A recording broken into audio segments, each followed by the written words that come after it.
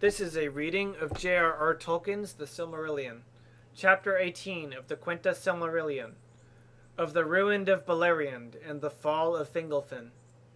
Now Fingolfin, king of the north, and high king of the Noldor, seeing that his people were become numerous and strong, and that the men allied to them were many and valiant, pondered once more an assault upon Angband, for he knew that they lived in danger, while the circle of the siege was incomplete, and Morgoth was free to labor in his deep mines, devising what evils none could foretell ere he should reveal them.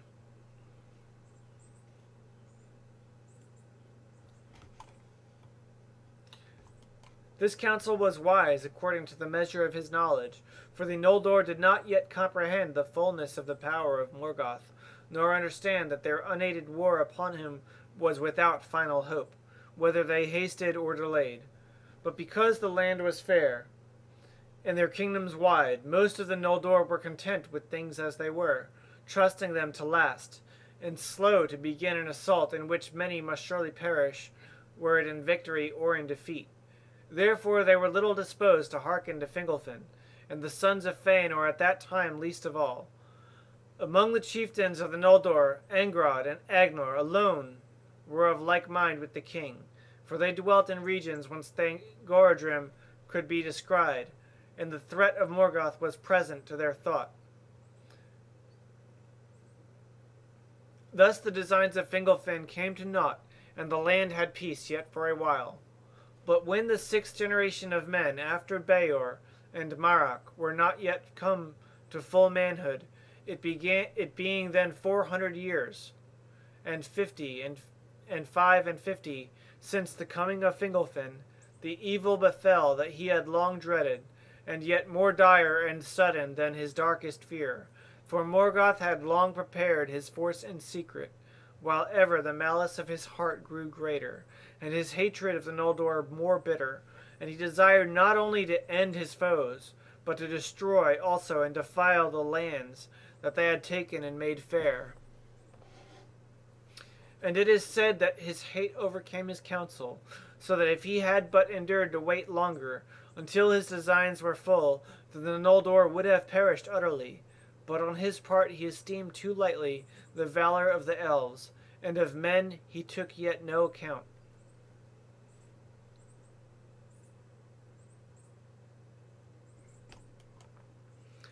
There came a time of winter, when night was dark and without moon, and the wide plain of Ardgallen stretched dim beneath the cold stars, from the hill forts of the Noldor to the feet of Thangorodrim. The watchfires burned low, and the guards were few. On the plain few were waking in the camps of the horsemen of Hithlum. Then suddenly Morgoth sent forth great rivers of flame, that ran down swifter than Balrogs from Thangorodrim, and poured over all the plain, and the mountains of iron belched forth fires of many poisonous hues, and the fumes of them stank upon the air, and was deadly. Thus Ardgallen perished, and fire devoured its grasses, and it became a burned and desolate waste, full of a choking dust, barren and lifeless. Thereafter its name was changed, and it was called Anfaglith, the gasping dust. Many charred bones had their roofless grave, for many of the Noldor perished in that burning, who were caught by the running flame and could not fly to the hills. The heights of Dorthonion and arid Wethrin held back the fiery torrents, but their woods upon the slopes that looked towards Angband were all kindled, and the smoke wrought confusion among the defenders. Thus began the fourth of the great battles, Dagor Bragollach, the battle of sudden flame. In the front of that fire came Glaurung the Golden, father of dragons, in his full might, and in his train were Balrogs, and behind them came the black armies of the Orcs, in multitudes such as the Noldor had never before seen or imagined, and they assaulted the fortresses of the Noldor, and broke the leaguer about Angband, and slew wherever they found them the Noldor and their allies, grey elves and men. Many of the stoutest of the foes of Morgoth were destroyed in the first days of that war, bewildered and dispersed, and unable to muster their strength. War ceased not wholly ever again in Beleriand, but the battle of Sudden Flame is held to have ended with the coming of spring, when the onslaught of Morgoth grew less. Thus ended the siege of Angband, and the foes of Morgoth were scattered and sundered one from another. The most part of the Grey Elves fled south, and forsook the northern war. Many were received into Doriath, and the kingdom and strength of Thingol grew greater in that time, for the power of Melian the queen was woven about his borders, and evil could not yet enter that hidden realm. Others took refuge in the fortresses by the sea and in Norgothrond, and some fled the land and hid themselves in Osiriand, or passing the mountains wandered homeless in the wild, and rumor of the war and the breaking of the siege reached the ears of men in the east of Middle-earth. The sons of Finarfin bore most heavily the brunt of the assault, and Angrod and Agnor were slain. Beside them fell Bregalas, lord of the house of Beor, and a great part of the warriors of that people. But Barahir, the brother of Bregalas, was in the fighting further westward, near to the pass of Sirion. There King Finrod Felagund, hastening from the south, was cut off from his people, and surrounded with small company in the fen of Serach, and he would have been slain or taken. But Barahir, coming up with the bravest of his men, and rescued him, and made a wall of spears about him, and they cut their way out of the battle with great loss. Thus Felagund escaped, and returned to his deep fortress of Nargothrond. But he swore an oath of abiding friendship and aid in every need to Barahir and all his kin, and in token of his vow he gave to Barahir his ring. Barahir was now by right lord of the house of Beor, and he returned to Dorthonion. But most of his people fled from their homes, and took refuge in the fastness of Hithlum.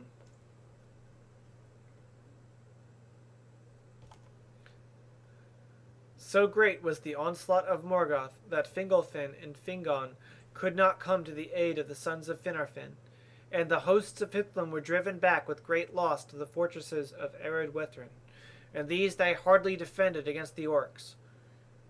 Before the walls of Ithel Sirion fell Hador the golden-haired, defending the rearguard of his lord Fingolfin, being then 66 years of age, and with him fell Gundor his younger son, pierced with many arrows, and they were mourned by the elves. Then Galdor the Tall took the lordship of his father, and because of the strength and height of the shadowy mountains, which withstood the torrent of fire, and by the valor of the elves and the men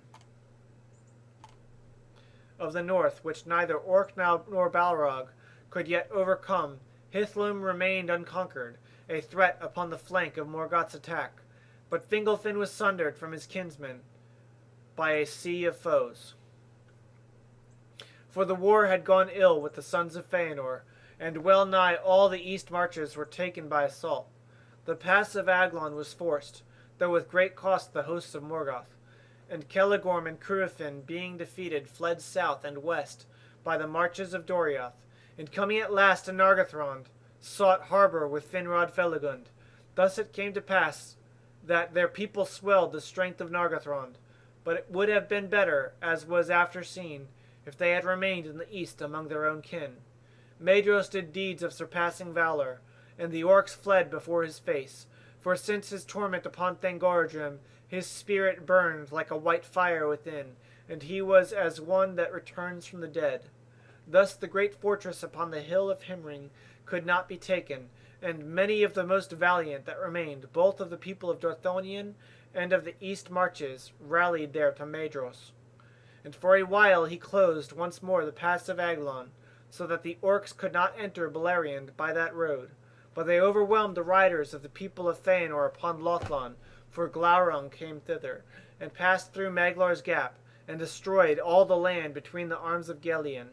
And the orcs took the fortress upon the west slopes of Mount Rerir, and ravaged all Thargelion, the land of Caranthir, and they defiled Lake Helivorn. Thence they passed over Gelion with fire and terror, and came far into East Beleriand. Maglor joined Maedhros upon Himring, but Caranthir fled and joined the remnant of his people to the scattered folk of the hunters. Amrod and Amras, and they retreated and passed Ramdal in the south. Upon Ammon Ereb they maintained a watch, and some strength of war, and they had aid of the green elves. And the orcs came not into Assyriand, nor to Taurin Duniath, in the wilds of the south.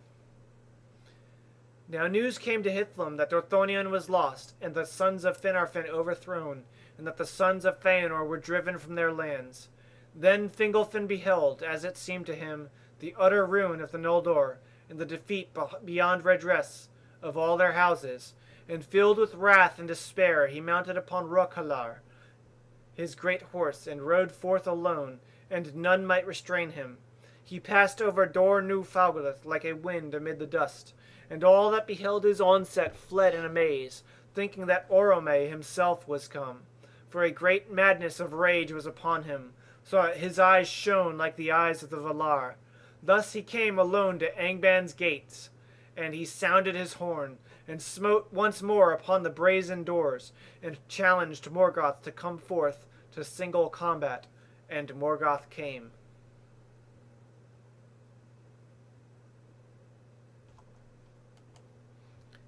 That was the last time in those wars that he passed the doors of his stronghold, and it is said that he took not the challenge willingly, for though his might was greatest of all things in this world, alone of the Valar he knew fear. But he could not now deny the challenge before the face of his captains, for the rocks rang with the shrill music of Fingolfin's horn, and his voice came keen and clear down into the depths of Angband. And Fingolfin named Morgoth Craven, and Lord of Slaves. Therefore Morgoth came, climbing slowly from his subterranean throne, and the rumor of his feet was like thunder underground. And he issued forth clad in black armor, and he stood before the king like a tower, iron-crowned, and his vast shield, sable and blazoned, cast a shadow over him like a storm cloud. But Fingolfin gleamed beneath it as a star, for his mail was overlaid with silver, and his blue shield was set with crystals, and he drew his sword Ringil, that glittered like ice.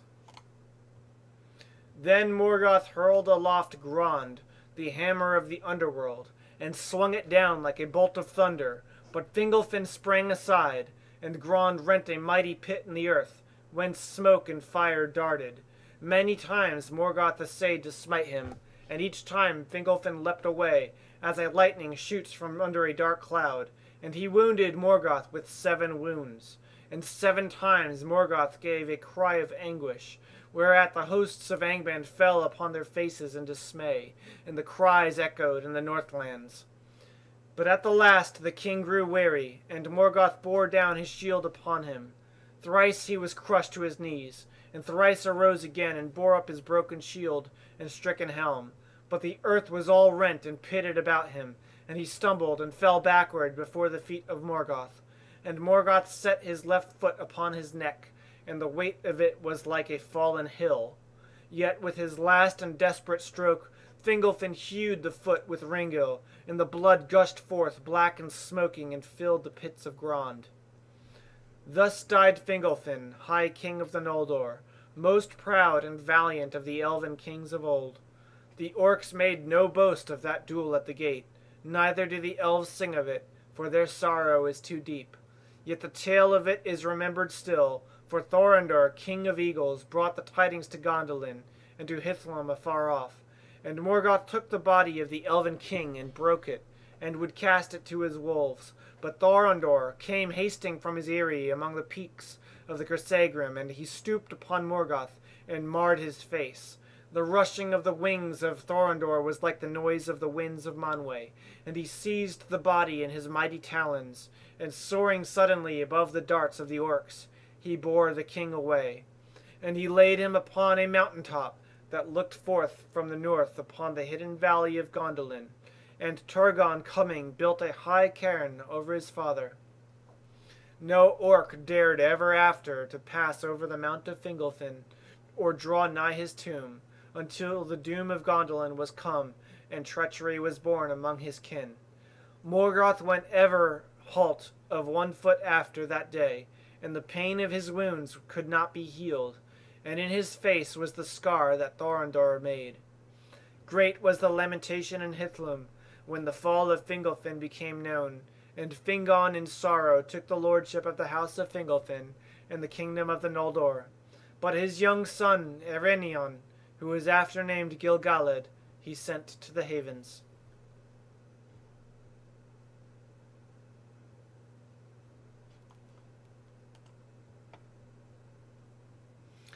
Now Morgoth's power overshadowed the Northlands, but Barahir would not flee from Dorthonion, and remained contesting the land foot by foot with his enemies. Then Morgoth pursued his people to the death, until few remained, and all the forest of the northward slopes of that land was turned little by little into a region of such dread and dark enchantment that even the orcs would not enter it unless need drove them, and it was called Delduath and Tarnufuin, the forest under Nightshade. The trees that grew there after the burning were black and grim, and their roots were tangled, groping in the dark like claws, and those who strayed among them became lost and blind, and were strangled or pursued to madness by phantoms of terror. At last, so desperate was the case of Barahir, that Emeldir, the man-hearted, his wife, whose mind was rather to fight beside her son and husband than to flee, gathered together all the women and children that were left, and gave arms to those that would bear them, and she led them into the mountains that lay behind, and so by perilous paths, until they came at last, with loss and misery, to Brethil. Some were there received among the Halidin, but some passed on over the mountains to Dorlomin, and the people of Galdor, Hador's son. And among those were Rayan, daughter of Belegund, and Morwen, who was named Eledwen, that is Elfsheen, daughter of Baragund. But none ever saw again the men that they had left, for these were slain one by one, until at last only 12 men remained to Barahir, Beren his son, and Baragund, and Belegund his nephews, the sons of Bregalas, and 9 faithful servants of his house, whose names were long remembered in the songs of the Noldor. Radruin and Dairuin they were, Dagnir and Ragnar, Gildor and Gorlim the unhappy, Arthad and Orthel and Hathildir the young. Outlaws without hope they became, a desperate band that could not escape and would not yield, for their dwellings were destroyed, and their wives and children captured, slain, or fled. From Hithlum there came neither news nor help, and Barahir and his men were hunted like wild beasts, and they retreated to the barren highland above the forest, and wandered among the tarns and rocky moors of that region. Furthest from the spies and spells of Morgoth, their bed was the heather, and their roof the cloudy sky.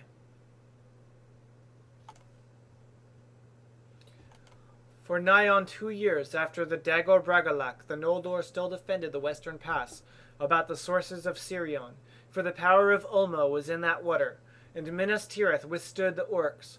But at length, after the fall of Fingolfin, Sauron, greatest and most terrible of the servants of Morgoth, who in the Sindarin tongue was named Gorthaur, came against Orodreth, the warden of the tower upon Tol Sirion. Sauron was become now a sorcerer of dreadful power, master of shadows and of phantoms, foul in wisdom, cruel in strength, mishapping what he touched, twisting what he ruled, lord of werewolves. His dominion was torment. He took Minas Tirith by assault, for a dark cloud of fear fell upon those that defended it, and Orodreth was driven out and fled to Nargothrond. Then Sauron made it into a watchtower for Morgoth, a stronghold of evil and a menace, and the fair isle of Tol Sirion became accursed, and it was called Tol in Gorhoth, the Isle of Werewolves. No living creature could pass through that val that Sauron did not espy from the tower where he sat, and Morgoth held now the western pass, and his terror filled the fields and woods of Beleriand. Beyond Hithlum he pursued his foes relentlessly, and he searched out their hiding places and took their strongholds one by one. The orcs, growing ever bolder, wandered at will far and wide, coming down Sirion in the west and Kelon in the east, and they encompassed Doriath, and they harried the land so that beast and bird fled before them, and silence and desolation spread steadily from the north. Many of the Noldor and the Sindar they took captive and led to Angband, and made them thralls. forcing them to use their skill and their knowledge in the service of Morgoth. And Morgoth sent out his spies, and they were clad in false forms, and deceit was in their speech. They made lying promises of reward, and with cunning words sought to arouse fear and jealousy among the peoples, accusing their kings and chieftains of greed, and of treachery one to another. And because of the curse of the kinslaying at Alcolande, these lies were often believed. And indeed, as the time darkened, they had a measure of truth, for the hearts and minds of the elves of Beleriand became clouded with despair and fear. But ever the Noldor feared most the treachery of those of their own kin, who had been thralls in Angband, for Morgoth used some of these for his evil purposes, and feigning to give them liberty sent them abroad, but their wills were chained to his, and they strayed only to come back to him again. Therefore, if any of his captives escaped in truth, and returned to their own people, they had little welcome, and wandered alone, outlawed and desperate. To men Morgoth feigned pity, if any would hearken to his messages, saying that their woes came only of their servitude to the rebel Noldor, but at the hands of the rightful Lord of Middle-earth they would get honor and a just reward of valor, if they would leave rebellion. But few men of the three houses of the Edain would give ear to him, not even were they brought to the torment of Angband. Therefore Morgoth pursued them with hatred, and he sent his messengers over the mountains. It is told that at this time the swarthy men came first into Beleriand. Some were already secretly under the dominion of Morgoth, and came at his call. But not all, for the rumor of Beleriand, of its lands and waters, of its wars and riches, went now far and wide, and the wandering feet of men were ever set westward in those days. These men were short and broad, long and strong in the arm. Their skins were swart or sallow, and their hair was dark as were their eyes. Their houses were many, and some had greater liking for the dwarves of the mountains than for the elves. But Maedhros, knowing the weakness of the Noldor and the Edain, whereas the pits of Angband seemed to hold store inexhaustible and ever renewed, made alliance with these new-come men, and gave his friendship to the greatest of their chieftains, Bor and Ulthang. And Morgoth was well content, for this was as he had designed. The sons of Bor were Borlad, Borlak, and Barthond, and they followed Maedhros and Maglor, and cheated the hope of Morgoth, and were faithful. The sons of Ulthang the Black were Ulfast and Ulwarth, and Uldor the Accursed, and they followed Caranthir, and swore allegiance to him, and proved faithless. There was small love between the Edain and the Easterlings, and they met seldom, for the newcomers abode long in East Beleriand. But Hador's folk were shut in Hithlum, and Beor's house was well nigh destroyed. The people of Halath were at first untouched by the northern war, for they dwelt to the southward in the forest of Brethil. But now there was battle between them and the invading orcs, for they were stout-hearted men, and would not lightly forsake the woods that they loved. And amid the tale of defeats of that time, the deeds of the Haladin are remembered with honor. For after the taking of Minas Tirith, the orcs came through the western pass, and maybe would have ravaged even to the mouths of Sirion. But Halmir, lord of the Haladin, sent swift word to Thingol, for he had friendship with the elves that guarded the borders of Doriath. Then Beleg Strongbow, chief of the march wardens of Thingol, brought great strength of the Sindar armed with axes into Brethil, and issuing from the deeps of the forest Halmir and Beleg took an orc legion unawares, and destroyed it. Thereafter the black tide out of the north was stemmed in that region, and the orcs dared not cross the Teiglin for many years after. The people of Halath dwelt yet in watchful peace, in the forest of Brethil, and behind their guard the kingdom of Nargothrond had respite, and mustered its strength. At this time Hurin and Hur, the sons of Galdor of Dorlomin, were dwelling with the Haladin, for they were akin. In the days before the Dagor Bragollach, those two houses of the Edain were joined at a great feast, when Galdor and Gloradil, the children of Hador Goldenhead, were wedded to Harath and Haldir, the children of Halmir, lord of the Haladin. Thus it was that the sons of Galdor were fostered in Brethil by Haldir their uncle, according to the custom of men in that time. And they went both to that battle with the orcs, even Huar, for he would not be restrained, though he was but 13 years old. But being with a company that was cut off from the rest, they were pursued to the ford of Brithiac, and there they would have been taken or slain but for the power of Ulmo, that was still strong in Sirion. A mist arose from the river and hid them from their enemies, and they escaped over the Brithiac into Dimbar, and wandered among the hills beneath the sheer walls of the Grisegrim, until they were bewildered in the deceits of that land, and knew not the way to go on or to return. There Thorondor espied them, and he sent 2 of his eagles to their aid, and the eagles bore them up and brought them beyond the encircling mountains, to the secret vale of Tumladen, in the hidden city of Gondolin, which no man yet had seen. There Turgon the king received them well, when he learned of their kin, for messages and dreams had come to him up Sirion from the sea, from Ulmo, lord of waters, warning him of woe to come, and counseling him to deal kindly with the sons of the house of Hador, from whom help should come to him at need. Hurin and Hor dwelt as guests in the king's house for well nigh a year, and it is said that in this time Hurin learned much lore of the elves, and understood also something of the counsels and purposes of the king.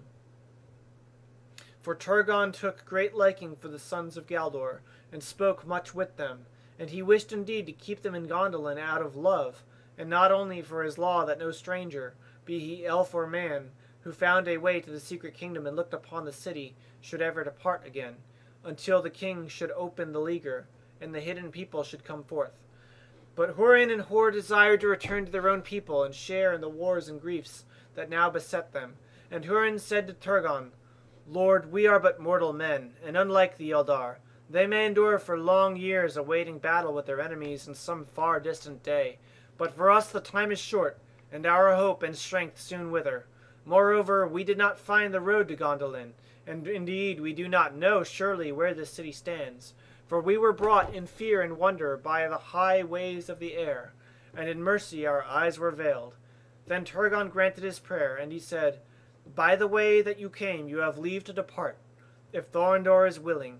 I grieve at this parting, yet in a little while, as the Eldar account it, we may meet again. But Maeglin, the king's sister-son, who was mighty in Gondolin, grieved not at all at their going, though he begrudged them the favor of the king. For he had no love for any of the kindred of men, and he said to Hurin, The king's grace is greater than you know, and the law has become less stern than aforetime, or else no choice would be given you but to abide here to your life's end. Then Huron answered him, The king's grace is great indeed, but if our word is not enough, then we will swear oaths to you. And the brothers swore never to reveal the counsels of Turgon, and to keep secret all that they had seen in his realm. Then they took their leave, and the eagles coming bore them away by night, and set them down in Dor-Lumen before the dawn. Their kinsfolk rejoiced to see them, for messengers from Brethil had reported that they were lost. But they would not declare even to their father where they had been, save that they were rescued in the wilderness by the eagles that brought them home. But Galdor said, Did you then dwell a year in the wild, or did the eagles house you in their eyries? But you found food and fine raiment, and returned as young princes, not of waifs of the wood. And Huron answered, Be content that we have returned.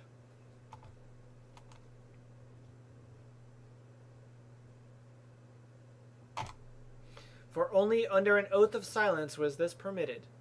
Then Galdir questioned them no more. But he and many others guessed at the truth, and in time the strange fortune of Hurin and Hur reached the ears of the servants of Morgoth.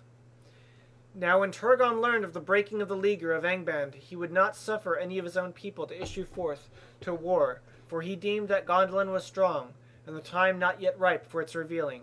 But he believed also that the ending of the siege was the beginning of the downfall of the Noldor, unless age had come, and he sent companies of the Gondolindrum in secret to the mouths of Sirion and the Isle of Balar.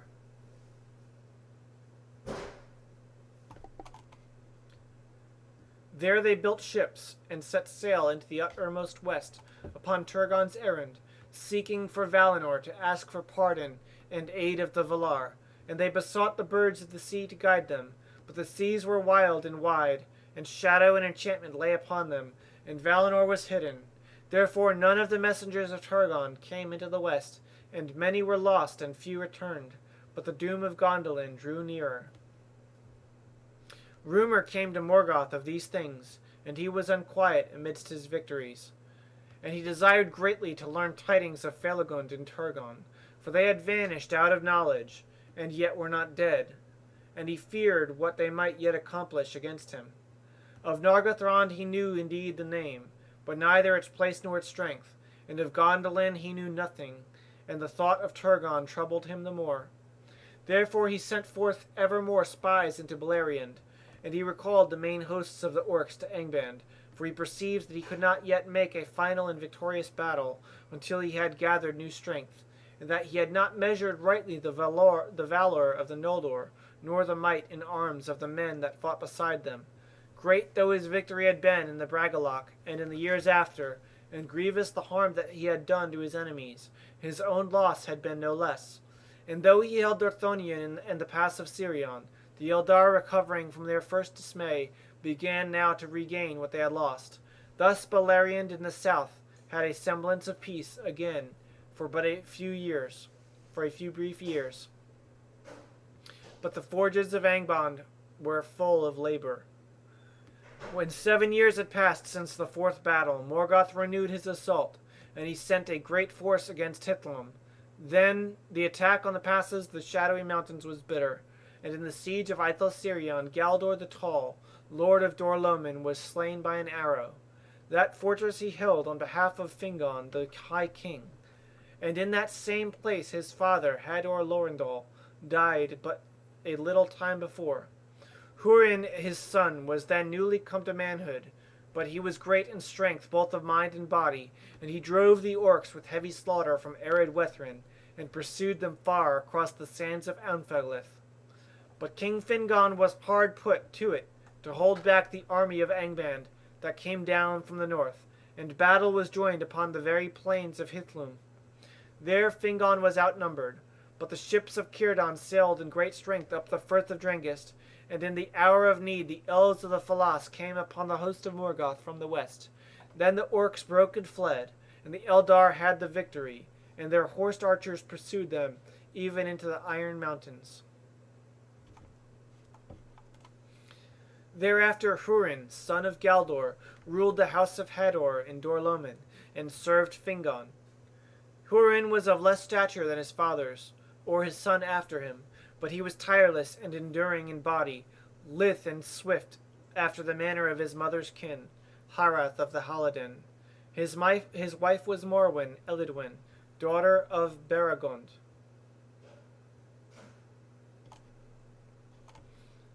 Of the house of Beor, she who fled from Dorthonion with Rion, daughter of Belegund, and Emildir, the mother of Beren.